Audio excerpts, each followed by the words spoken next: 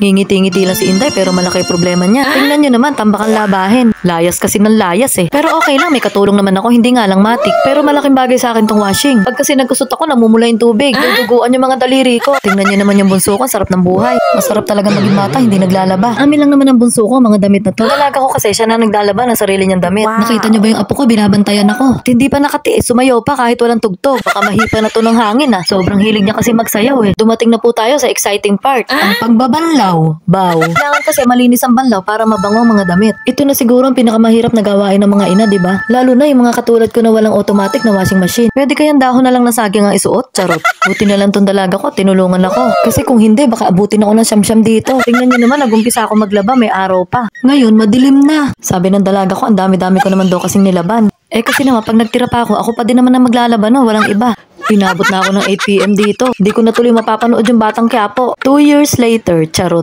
Natapos din sa wakas. Ayan na po ang aking ukay-ukay. Ay, nilaban pala. O, paano guys? Magpapahinga na si Inday. See you. Bye!